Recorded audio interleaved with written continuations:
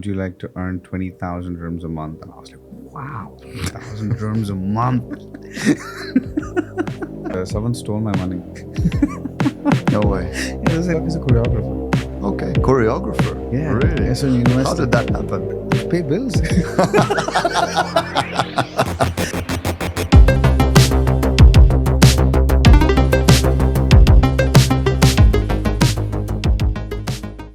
Here we go. So before I introduce my special guest, he has asked me to introduce myself. Yeah. A bit of change in structure. So hi, I'm Mohammed Zohaib. I was born and raised in Dubai. My dad was a banker for 22 years Okay. with HSBC. Oh, really? So when he came, it was British Bank of the Middle East. And then HSBC. In 2002, he took an early retirement, and he's like, "I'm done with Dubai." Okay. It's not everyone can see. Figure out how to survive Dubai. It's a great thing, but not everyone can. Then I went back to India, did my university. I wanted to come back. What did you study in university? Bachelor of Business Administration, Okay. so BBA. And Same. Oh, okay. And not from a very fancy university, it was all like government here. And from there, it was a funny story. I wanted to go to the UK actually. Okay. But someone stole my money. No way. Yeah, there's an agency, I had to give money for the student visa. Yeah. So I had a job sorted.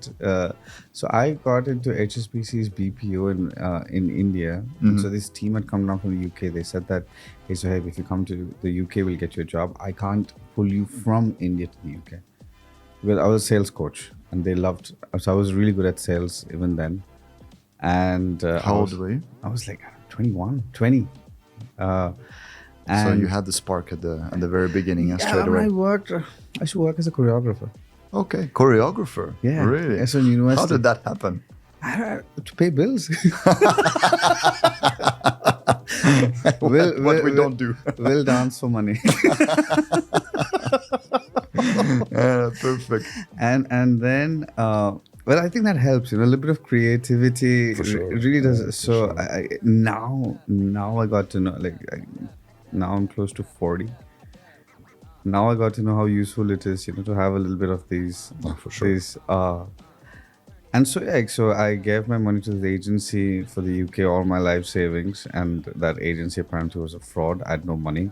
I helped a friend get a job at Emirates. And a friend told me, hey, listen, Zohaib, I think you have a lot of potential. You should try Dubai. It's a great place. And I'm like, hey, I love Dubai. Let me come down. I came, luckily, it's funny. So for 2009 was the Great Depression. Because of that, there were jobs. Yep. Today, if I try applying for a job, it's a nightmare. Then the roles were empty. There were newspaper advertisements then. So Gulf News was the best source to get jobs. And there was this big ad saying, hey, would you like to earn 20,000 dirhams a month? And I was like, wow, 20,000 dirhams a month. And I thought it's a salary. When I went for the interview, I got to know that, no, you can earn if you work. And as a smaller agency, then Emaar had its ad. Hamptons was handling Emaar then. I joined. There were 3 rounds of interview. I faked a CV. That was pretty bad, but I was just desperate. They were like, they need 3 years of experience. I was 21 years old, But I still remember the sales manager then. He's still a very good friend. He runs a very big company, very big real estate agency, very successful. And he's like, hey, so if I see something in you, I'm going to give you a chance. And that's where real estate began, 2009. 2009. So just after the crisis, Just after everything's crisis. dead, and you think real estate. What a great idea! But that's the point. There's never actually a bad time. It's like stocks, real estate, crypto. It's timing, right? Yeah, I agree. The timing is bad. it's a great time to buy. If the time is good, it's a great time to buy. Yeah, it's like business in general. You gotta be building all the time, because at some point the wave will come, and if you're not ready for that wave, and you're not, you know what they say? They say opportunity meets preparation. Sure. So you gotta constantly be preparing in business to be able to take the wave. And if it dips, just so in Arabic, there's a word. It's called sabr. Mm-hmm. It means patience. Sometimes, if things go wrong, just be patient. God has a better plan. Just hold on. It's all going to be fine. Fair. I came to Dubai in 2014, but my sister has been here since 2008. Oh wow! And in 8 she came, and then crisis straight away. 3 months later, boom. Timing. Yeah, super timing. Okay. But yeah. So they saw all of this kind of the cars abandoned, the people running away because they had put checks. Quite difficult, specifically when you come from New York. At that time, she was in Paris. Okay. She was working for a big oil and gas firm. Right. And then she came here to do a consultancy job for A.T. Kearney. With her husband. Her husband came from Australia. Right. But long story short, I came in 14 because I came in 13, I think, to visit her. Okay. Just for holidays to Dubai. You came from France. I was in south of France at the time. Okay. So quick backstory. I'm Russian. I was born in Kuwait. I was raised in the south of France, and now I've been here for 11 years. Because you were the most non-Russian I've ever met. I wouldn't have believed so. I mean, I was going for like South Africa. I don't know, some kind of Scottish. I don't even know. I'll take the South African as a compliment. The Scottish one, I'm not sure. I don't even know. And so, but that thing of Dubai, right? You don't know. Yeah, exactly. Yeah, it's a good thing, I think. And actually, when I came to Dubai, it's one of the first places that I felt. Where people, when I say I'm Russian, when I was in France, when you say you're Russian in France, there is a connotation, because French people, specifically in south of France, where I was, Russian people, they come, they have a lot of bags of money, they're ex-gangsters, all now professional business owners, of course, and they buy these villas, or it's a governor or something. Right. So I think the idea of the Russian guy is sort of like mafia guy. I was raised in France, so I speak French like French people do. I consider myself half French from a cultural perspective, for sure. Okay. But when I came here, it's not, oh, you're Russian. It's, oh, you're Russian. Awesome. Yeah. It's such a positive vibe. Yeah. And also, as you said, because everybody's from different cultures and expats, it's really it's a fantastic place to feel at home very quickly, because nobody's going to regard you from, you're from there. No, everybody's from somewhere. So I really love this part of Dubai. But when I came, to get back to your story, I came to first, I was in real estate in south of France at the time, myself as well. Okay. So I was doing a brokerage. I worked for a company in south of France that was affiliate of Christie's International. Okay. And we're doing luxury real estate. Oh, nice. Like, I don't know, 10 million euro apartments in Cannes and so on and so forth. But the wave had passed. The timing wasn't great. Okay. All my colleagues were telling me, yeah, you know what? 5 years ago, we used to sell at least once every month, like one of these. I'm like, yeah, but you haven't had to sell in 6 months. Yeah, I know. Wow. So different timing. But when I came here first in 13, just to kind of go around and see what's happening in Dubai and how it is. My sister presented me just to a few colleagues. I went to see a few people that I knew, and I got like 5 job offers in a week. And I thought, compared to south of France, this is super dynamic. What the hell? Okay. And so then I came to a first job where I worked for the first group, real estate investments. Oh yeah. Okay. And I worked in the Russian desk. Right. And then when I came in 14, there was the petrol that went down like this, and the ruble went up like this. Right. And also great timing for Peter. All the Russians said, I don't have the same buying power. It's 2 times more expensive. Right. And I switched to HSBC at that time. And that's when I started my career in wealth, and structuring, and all the things that I do now. And I did a few years in HSBC. Then afterwards, I integrated a family office in DIFC. And 6 years ago, I started my group of companies, which is called Global Capital Group. And we do real estate investments in the US, because that's sort of how I started my journey in investments in real estate. Right. And then we have a small advertising business and a corporate structuring business, which is sort of like the flagship right now, because a lot of people need advice on setting up here, doing it correctly, but maybe not just setting up. We don't do how would I say, it's just the company formation and then let you go on with your life. We sort of did a turnkey solution because when I set up myself, I thought it was extremely complicated for really like something that's supposed to be very easy. When you go for Europe, there's a few filings, it costs 300 euros. Right. And that's it. In a week's time, you have your paperwork, you're ready to go. Your bank account gets open in 2 days. Here, 2.5 weeks later, I'm down $5,000 and I still don't have anything. I've always heard about things like, okay, layers of...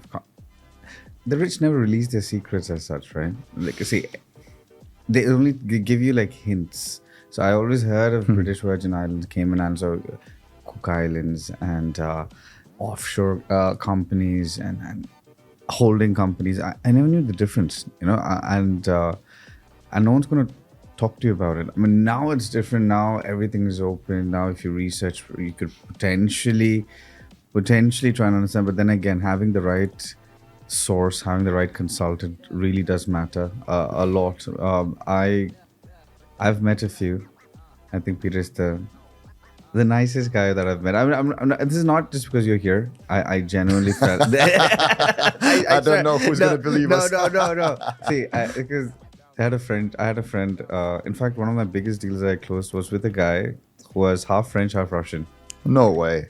We are very few in a party. They are very few. That's why when you told me, and he was the rudest, meanest, most straightforward guy. And I used to tell him, oh my God, French and Russian. and he used to act the play. You don't act the part. he worked with Hamptons, you know. So he was a property owner, and then eventually we started closing really big transactions. You guys hate bullshit. At the end of the day, and there's this perspective that, you know, where Indians come from, they do a lot of bullshit. I can say I'm not racist. I can say, you know, so this is not just because you're here. Zero bullshit. I met a lot of people. I think the person who was most charismatic, knowledgeable, because it's the process, right? I loved the way you structured the process for the client. You know, it was fantastic. I was, as a layman, I found it easy to understand. People try and make things look really complicated, but no, you did a really good job. Well, I think that's sort of my job, right? It's to educate people. I also started a YouTube channel because I was kind of fed up of getting the same people on the call with the same questions. And I thought, I understand, but what you said about you can research, yeah, you can. But what you find on internet often isn't true. It isn't. Specifically about UAE, there's sort of like asymmetry of information. What I know and what's on internet sometimes are apart because there's still a lot of stuff that indexes were very well for SEO, but it's 5 years old or 3 years old or 2 years old, and traffic's still going into those indexed ones, which says that if you're in a free zone, you don't pay any corporate tax. That's not true. That's not true for 2 years now, since June 2023, since we have corporate tax. And ChatGPT still indexes that as well. So that's the problem. The problem is the data. Like, we have all these beautiful AIs and LLMs that I use, of course, but I know how to use them. And I know exactly what data source I need to give it to say, listen, this is the context, this is the problem, this is the double tax agreement, this is this, and I'm able, without anybody paying me any money, to give preliminary tax advice without actually, you know, going to somebody who's a tax lawyer and go and ask for a tax opinion, which is about $5,000 for an opinion. It is. Yeah. So I've paid for a lot of opinions over the years, right? And there is value in that, specifically when you want to protect yourself because you have, I don't know, $150 million deal. This opinion is the difference between you being 100% sure that there is no tax on capital gains on this $100 million deal, or maybe there is, you're not sure because you went to ChatGPT. You know. No, but it's not just that. The market is so dynamic. Things are constantly changing, right? Whether it's regarding tax, people are confused about personal tax, corporate tax, AML, KYC is getting really, it's getting really heated up. It's getting really heated. And and I don't want to act like I know. And that's what a lot of people do. Like they understand this potential in a business, and everyone starts acting like they know, and then they use ChatGPT and try to act like lawyers, but it's not the case, and that's one big issue. Yeah, for sure. Everyone starts a new business every day. It's tough. And another issue is that so in Dubai, it's you buy the assets, you figure out the finance, and then you get into think of corporate structuring. Which is a bit too late at that point. Right. In fact, it should be other way around, right? It should be corporate structuring, financing, asset. Yeah. And sometimes they may conflict, right? Because if you Okay. want something in a corporate structure, when the bank is going to look at you buying something, they're going to say you can buy in your own name, in your personal name, because you have the revenue. But if it's your own corporate structure, then how can I finance it? It depends on what kind of assets you have, what kind of money you have, and one kind of way that you're going to leverage maybe a portfolio that you have. For example, in Europe, private banks will leverage your portfolio. You put some money in, they'll give you a mortgage on your asset, and then they'll give you another Lombard loan for 50% of the deposit that you didn't put down, and it goes into a portfolio. So you're basically having a full setup, which is 100% financed, with a portfolio that pays for your interest, and you pay Oh, wow. Nothing. So this is the part where I okay, see, the other day I was sitting having dinner with this guy who moved in from US. Okay. He was scammed. Let's talk about scam later. This is sort of like a normal theme of Dubai, Yeah, I right. feel. He was scammed. But so he buys these Class A buildings in the US. Okay, good, very grand Cardone model. And he was like, "Oh, I bought a mansion in the acres because I think I cannot buy buildings over here." Okay.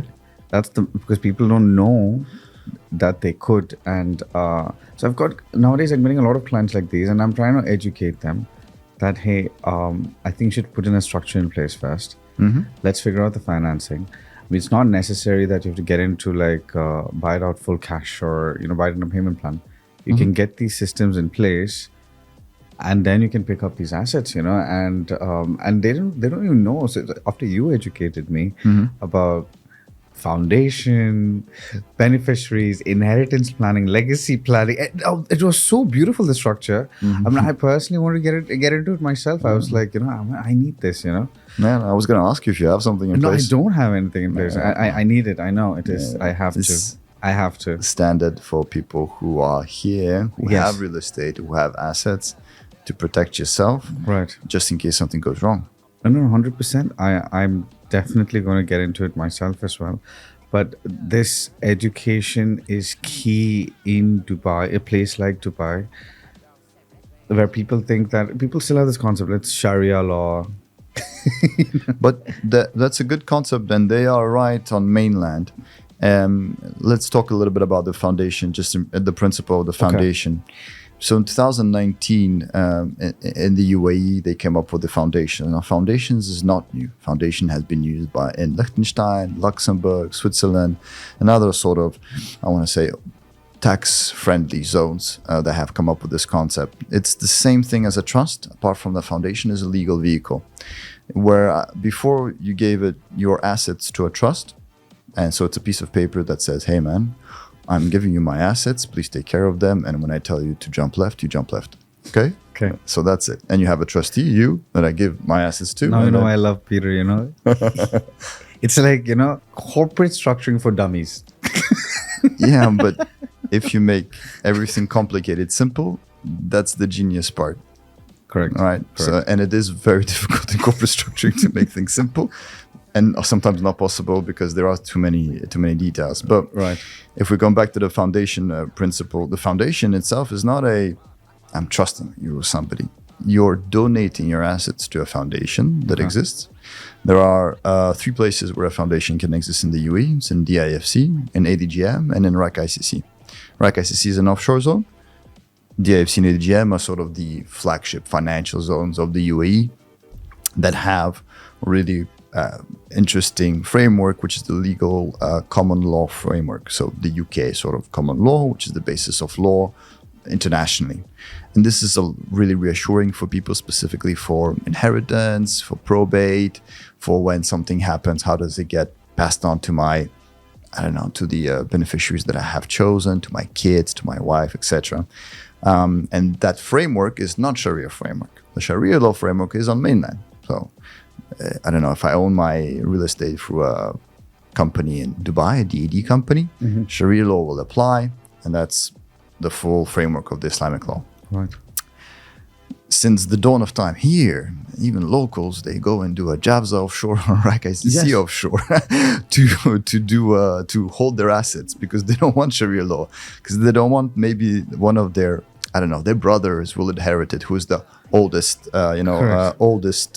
man in the family.